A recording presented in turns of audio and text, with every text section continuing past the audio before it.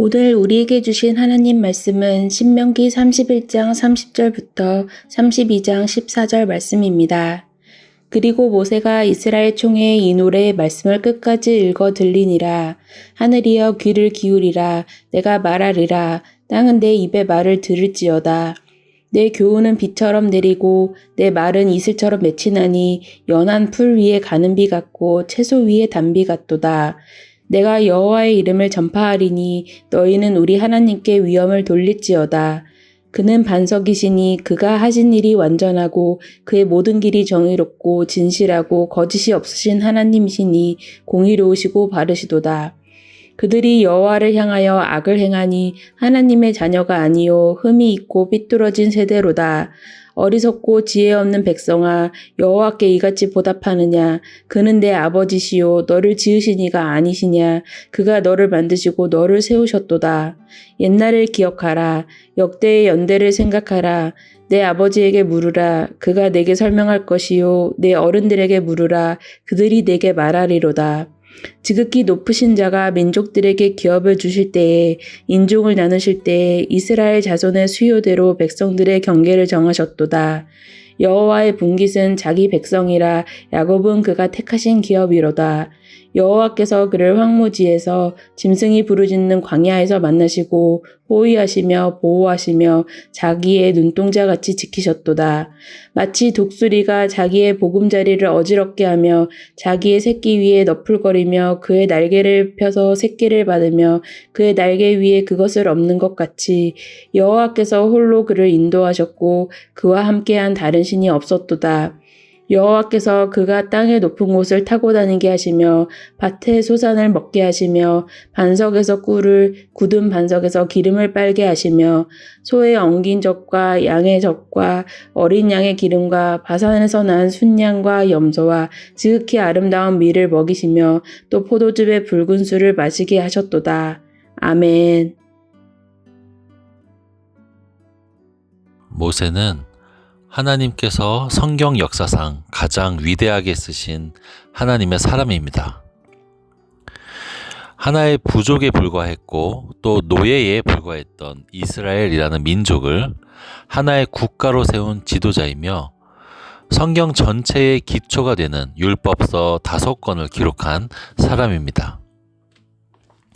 그리고 우리는 지금 이 위대한 하나님의 사람 모세의 마지막 사명을 보고 있습니다. 모세는 여호수아에게 자기의 지도력을 이양했고 이제 정말로 역사의 뒤안길로 사라지기 직전 마지막 순간입니다. 이때 하나님은 모세에게 2가지 마지막 사명을 주셨습니다. 하나는 경고이고 하나는 축복입니다. 오늘 본문 32장은 모세의 노래입니다. 이 부분은 형식적으로 노래이죠. 즉 원래는 이 말씀에 곡조가 붙어 있었을 것이고 또 리듬도 붙어 있었을 것입니다. 그러나 그런 음악적인 부분까지 우리에게 전해 내려오진 않고 우리가 아는 것은 이 말씀 가사입니다. 여러분, 보통 노래의 의도가 뭘까요? 우리는 보통 노래하면 예술의 한 장르로서 자기 감정을 표현하는 것이다 그렇게 생각합니다. 물론 그것도 노래의 하나의 기능이긴 하지만 또 다른 기능이 있죠. 무언가를 가르칠 때, 또 군중들의 마음속에 무언가를 심을 때, 그때 가장 많이 사용된 것이 또한 노래입니다. 예를 들면 멋있는 사나이 많고 많지만 이런 군가라든지 동해물과 백두산이와 같은 애국가라든지 그리고 새벽종이 울렸네 이런 새마을 노래, 이런 노래들은 개인의 감정을 표현한 것이라기보다는 한 공동체가 공동으로 추구해야 할 가치를 고취하는 목적이 있죠.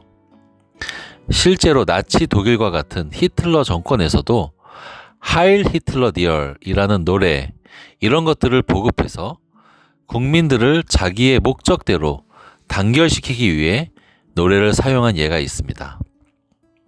노래는 그것을 바르게 사용하든 악용을 하든 어쨌든 공동체의 마음을 하나로 모으기에 참 좋은 수단입니다. 모세는 하나님 앞에서 마지막 사명으로 경고를 남기고 또 축복도 하게 되는데, 특별히 이 경고를 노래의 형식을 빌어서 남기게 됩니다. 신명기 31장 19절입니다.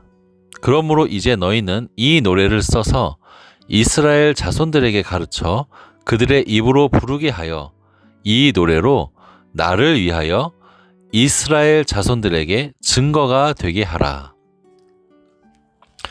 하나님이 모세를 통해 이 경고의 말씀을 노래의 형식으로 남긴 이유는 명확합니다. 증거를 만드는 것이죠. 모세가 볼 때, 하나님이 보실 때 이런 상황입니다. 여호수아에게 모든 리더십을 이양했고 이제 이들은 약속의 땅으로 들어가긴 할 것이지만 내가 너희들을 너무나 잘 안다. 내가 너희들을 너무 잘 아는데 너네들이 그 땅에 들어가서 잘 할 수 있을 것 같지가 않다. 이런 상황인 것입니다. 언젠가 너희들이 다시 하나님을 떠나는 그 날이 올 것이다 라는 점을 내다보는 것이죠. 그래서 그때를 대비해서 모세가 노래를 만듭니다. 여러분, 노래라는 것은요, 한번 유통이 되고 나면, 한번 입에 붙게 되면 잘 사라지지 않습니다. 흥얼흥얼 거리면서 남게 되죠. 이들이 나중에 하나님을 떠나서 하나님을 기억조차 못할 때라도 그 흥얼거리는 노래가 구전이 되어서 남게 되면 그것이 증거가 됩니다. 아, 예전에 모세께서 말씀하신 그 경고, 하나님을 떠나지 말고 만약에 떠나게 되면 하나님의 징계가 임한다는 그 내용이 예전부터 내려왔는데 그게 지금 바로 이 상황이구나. 이것을 깨달을 수 있도록 노래의 증거를 하나 만들어 놓는다는 것입니다. 마치 옛날 이야기 중에 이런 게 있죠. 청개구리 엄마가 자기 아들이 늘 말을 안 듣고 거꾸로 하는 것을 알고 유언을 남기죠. 강가에 자기 무덤을 지으라. 이런 것과 같이 지금 모세는 이스라엘의 연약함을 미리 내다보고 이 노래를 짓는다는 것입니다. 자, 32장 1절입니다. 하늘이여 귀를 기울이라. 내가 말하리라. 땅은 내 입의 말을 들을지어다. 이렇게 시작합니다. 모세는 이 경고의 노래에서 가장 먼저 하늘과 땅을 부르고 있습니다. 하나님께서는 이스라엘과 어떤 약속을 하실 때 종종 하늘과 땅을 증인으로 삼는 경우가 있습니다. 왜냐하면 하늘과 땅은 모든 피조물들 중에서 가장 과거부터 가장 미래까지 영구적으로 존재하는 것이죠. 그래서 모든 일의 정황을 가장 잘 살펴보는 피조물로서 증인입니다.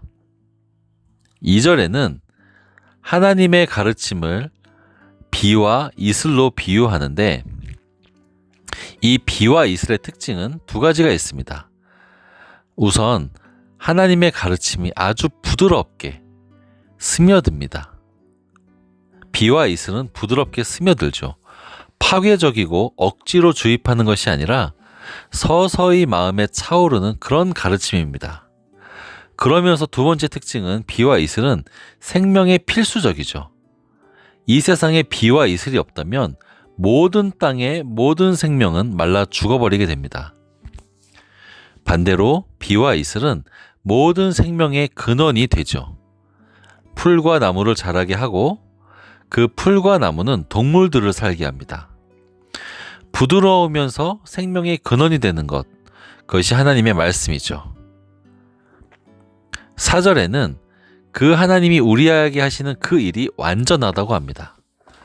사람이 하는 일은 모두 선하고 좋은 일일 수 있어도 완전할 수가 없습니다. 약간이라도 모순과 약간이라도 오해가 쌓일 수밖에 없죠. 그러나 하나님이 하시는 모든 일은 한치의 오차도 없이 완전합니다. 자, 그러나 5절 이후로는 이스라엘 백성이 하나님을 반역할 것에 대하여 경고합니다. 우선 5절은 이들이 하나님의 자녀가 아니라고 하는데 그것은 하나님이 이들을 버렸다는 뜻이 아니라 이들이 하나님을 버린 페류나라는 뜻입니다. 6절에 바로 하나님께서 이들의 아버지가 되신다는 말로 확인할 수가 있죠. 그러면서 7절에 옛날 일을 기억하라 라고 하십니다. 10절에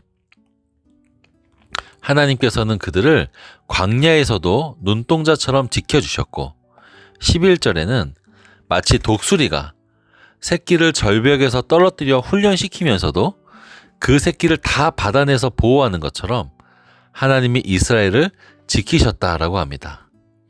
이런 모든 말들은 가장 완전하신 하나님께서 너희들을 어떻게 돌보셨는지를 기억하라 라는 말씀입니다.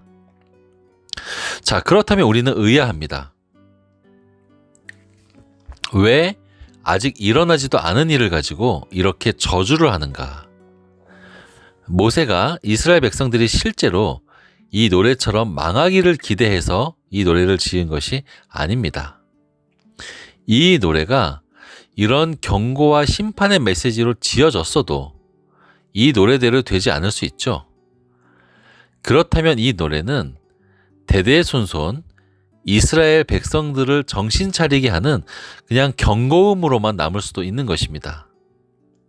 그러나 만약에 이 노래의 내용대로 이스라엘이 배도한다면 이 노래가 증거의 역할을 하게 되는 것이죠.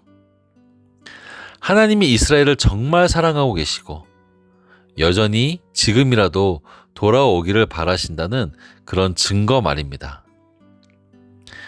아주 오래전부터 하나님은 이스라엘이 실패할 것을 알고 계셨음에도 불구하고 여전히 이스라엘을 사랑해 오신다는 강력한 증거가 되는 것입니다.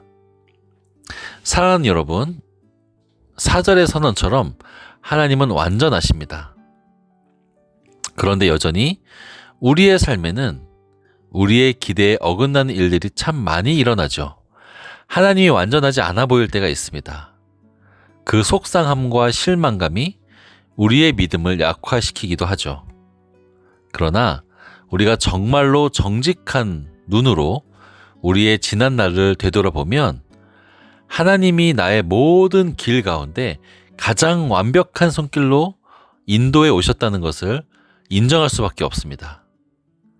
그렇다면 현재 또한 가장 완전하신 하나님이 함께하고 계시다는 사실을 믿어야 하는 것이죠.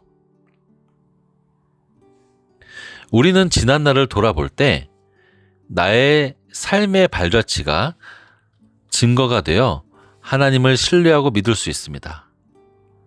그 하나님은 예전에도 나의 연약함을 다 알고 계셨습니다. 그럼에도 불구하고 우리를 택하시고 부르시고 믿음을 주신 것이죠. 만약에 지금 넘어져 계신 분들, 나의 삶의 많은 부분이 무너진 것 같다고 느끼시는 분들, 완전하신 하나님을 믿으시길 바랍니다. 그리고 기도합시다. 그 완전함이 나의 삶을 온전하게 덮으시도록, 그리고 내 영혼이 하나님을 의심하지 않도록 기도하시기를 바랍니다.